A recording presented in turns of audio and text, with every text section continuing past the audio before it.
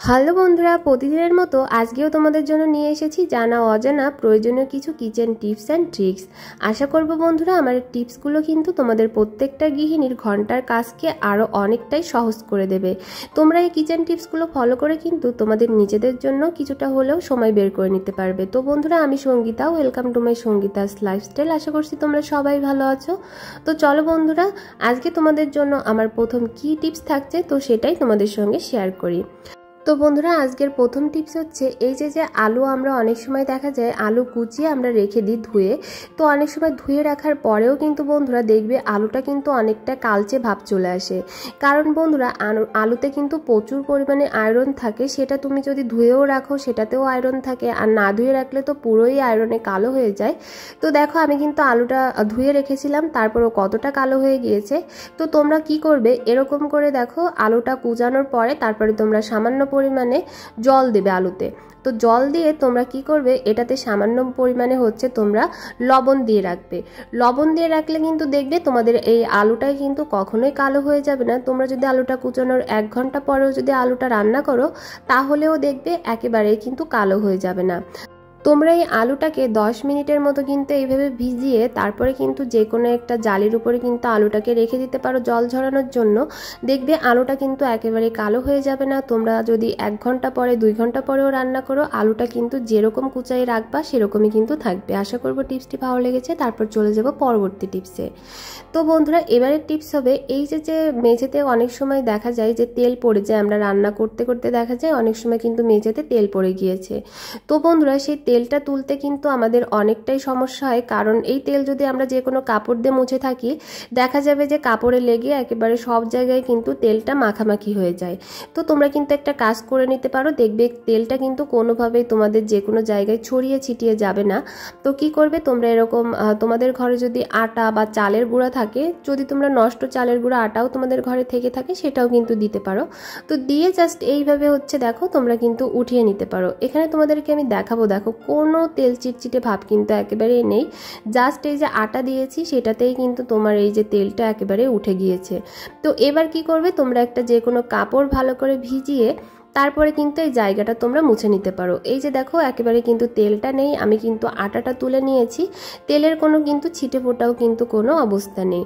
তারপরে যে কোনো একটা কাপড় তোমরা ভিজিয়ে যদি তোমরা এই জায়গাটা মুছে দাও, এটাতে কিন্তু তোমাদের কোনো রকম কোনো ক্লিনজারও কিন্তু দেওয়ার কোনো রকম কোনো প্রয়োজন হবে না। জাস্ট এইভাবে মুছে নিলেই কিন্তু দেখো তোমরা দেখতে পাবে যে জায়গাটা কতটা সুন্দর তেল মুক্ত হয়ে গিয়েছে। আশা করবো টিপসটি ভালো লেগেছে। তারপর চলে যাব পরবর্তী টিপসে। তো এবারে টিপস হবে বন্ধুরা, দেখো এই যে দুধের প্যাকেট আছে, অনেক সময় কিন্তু দেখা যায় আমরা এখান থেকে কিছুটা পরিমাণ গুঁড়ো দুধ বের করে তারপরে কিন্তু প্যাকেটটা ওইভাবে রেখে দিই বা কোনোভাবে গার্ডার দিয়ে রেখে দিই। অনেক সময় দেখা যায় যে গার্ডারের ফাঁক দিয়েও কিন্তু বন্ধুরা পিঁপড়েটা ঢোকার কিন্তু অনেক ধরনের চান্স থেকে থাকে, পিঁপড়েও কিন্তু ঢুকে যায়। আর কি হয় বন্ধুরা, যে অনেক সময় দেখা যায় পিঁপড়ে ঢুকে গেলে জিনিসটা কিন্তু নষ্ট হয়ে যায়। তো বন্ধুরা, আমি একেবারেই তোমাদের নতুনের মতো সিল করে দেখাবো কিভাবে। দেখো এখানে আমি একটা ছুরি নিয়েছি, ছুরিটাকে আমি হালকা করে একটু গরম করে নিয়েছি। ছুরিটাকে হালকা করে গরম করে নেওয়ার পরে এইভাবে কিন্তু দেখো আমি একটু চাপ দিয়ে নিয়েছি, আর চাপটা দেওয়ার কারণে দেখো প্যাকেটটা কিন্তু একেবারে নতুনের মতো সিল হয়ে গিয়েছে। আর এইভাবে করে রাখলে কিন্তু তোমাদের কিন্তু পিঁপড়া ঢোকারও কোনো রকম কোনো চান্স থাকবে না। আর তোমাদের ঘরে যদি কৌটাও না থাকে দুধটা খুলে রাখার, তাতেও কোনো সমস্যা হবে না। আশা করবো টিপসটি ভালো লেগেছে। চলে এলাম পরবর্তী টিপসে। এবারে টিপস হবে দেখো এই যে আলু ভাজি নিয়ে। আমরা কিন্তু অনেক সময় আছি যে অনেকে কিন্তু আলু ভাজি করতে গেলে, বিশেষ করে নতুন গৃহিণী যারা আছে তারা কিন্তু আলুটা ভাজি করতে গেলে কিন্তু অনেক সময় দেখা যায় আলুটা কিন্তু কড়াইতে লেগে যাওয়ার সম্ভাবনা থাকে। তো বন্ধুরা, আজকে এমন একটা টিপস তোমাদের সঙ্গে শেয়ার করব, এইভাবে যদি তোমরা আলু ভাজি করে থাকো কড়াইতে তাহলে কিন্তু দেখবে কখনোই তোমাদের আলু ভাজিটা কড়াইতে লেগে যাবে না। তো কি করতে হবে তার জন্য, দেখো তোমরা কড়াইতে সামান্য পরিমাণে একটু তেল দেবে, তেলের ভিতরে দিয়ে একটু লবণ দিয়ে দেবে।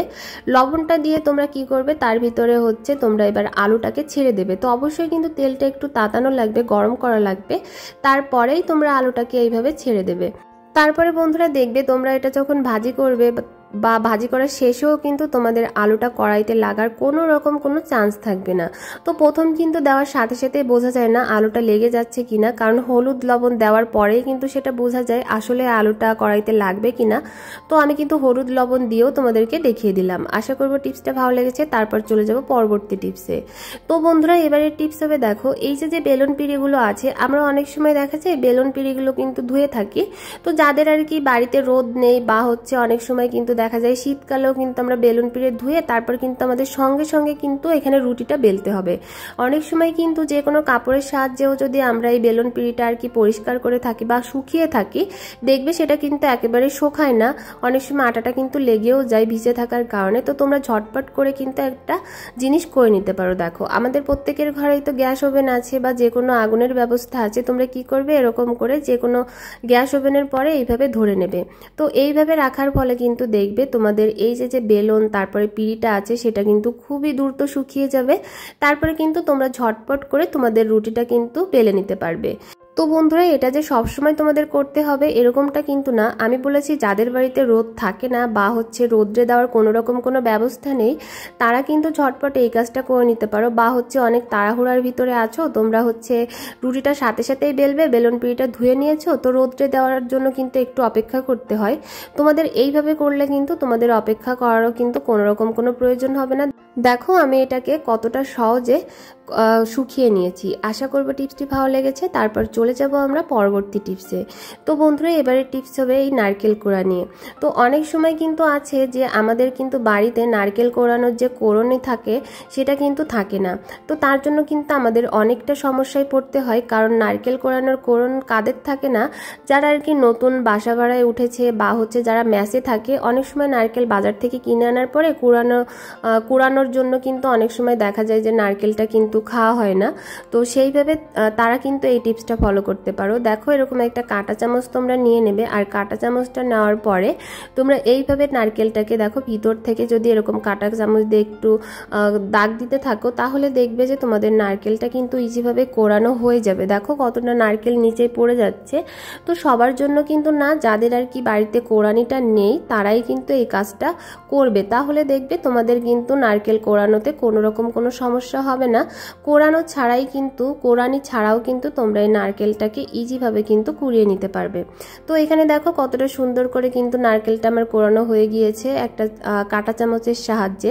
তো আশা করব বন্ধুরা আমার এই ছোট্ট টিপসটাও কিন্তু তোমাদের প্রত্যেকটা গৃহিণীর একটু হলেও উপকারে আসবে। যদি আমার এই টিপসটা তোমাদের ভালো লেগে থাকে তাহলে অবশ্যই একটা লাইক দিতে ভুলো না। তারপর চলে যাব আমি পরবর্তী টিপসে। তো বন্ধুরা এবারে টিপস হবে এই যে রান্না করার তেল নিয়ে। দেখো বন্ধুরা এখন কিন্তু বাজারে তেলের দামটা কিন্তু একটু বেশি। তো তার জন্য কিন্তু আমরা কিভাবে প্রত্যেকটা গৃহিণীরা একটু হলেও সাশ্রয় করতে পারবো সেরকমই একটা টিপস তোমাদের সঙ্গে শেয়ার করব। বন্ধুরা আমরা কিন্তু প্রতিদিন রান্না করার ক্ষেত্রে কিন্তু তেল ব্যবহার করে থাকি, আর তেলের খরচটা কিন্তু অনেকটা বেশি হয়ে থাকে। অনেকে কিন্তু অনেক বেশি তেল দিয়েও কিন্তু রান্না করে থাকে। তো বন্ধুরা তোমরা যদি এই টিপসটা ফলো করো তাহলে দেখবে তোমাদের রান্নার তেলের খরচটা কিন্তু কিছুটা হলেও কম হবে। তো বন্ধুরা যে রান্না করার তেলটা আছে মানে সয়াবিন তেলটা, সেটা কিন্তু একটু হলেও গাঢ় হয়ে থাকে। তো এই গাঢ় হওয়ার কারণে কিন্তু তেলটা আমাদের একটু পরিমাণে বেশিই লাগে। তো সেই ক্ষেত্রে তোমরা যদি তেলের ভিতরে সামান্য পরিমাণে যদি এরকম একটু লবণ দিয়ে দাও তাহলে দেখবে যে তেলটা কিন্তু অনেকটা অংশেই কিন্তু বেড়ে যাবে। কারণ লবণ দিলে কিন্তু তোমাদের তেলটা যখন তোমরা কড়াইতে দেবে বা যে কোনো জিনিস যখন রান্না করতে থাকবে তখন কিন্তু দেখবে তোমাদের তেলটার পরিমাণ আগে যেরকম লাগতো লবণ দেওয়ার পরে দেখবে তোমাদের তেলটা কিন্তু তার থেকে অনেকটা কম তেলেই কিন্তু তোমরা রান্নাটা করে নিতে পারবে। এখানে তোমাদের তেল অনুযায়ী তোমরা কিন্তু লবণটা অ্যাড করতে পারো। তোমরা যতটুক তেল ব্যবহার করবে ততটুক লবণ দিয়ে নেবে। তো আশা করি বন্ধুরা আজকের আমার যে টিপসগুলো ছিল সেই টিপসগুলো তোমাদের একটু হলেও প্রত্যেকটা গৃহিণীর অনেকটাই উপকারে আসবে। যদি আমার এই টিপসগুলো তোমাদের ভালো লেগে থাকে বা আমার চ্যানেল নতুন হয়ে থাকলে চ্যানেলটা সাবস্ক্রাইব করে ভিডিওটা শেয়ার করে দিতে একেবারেই ভুলো না।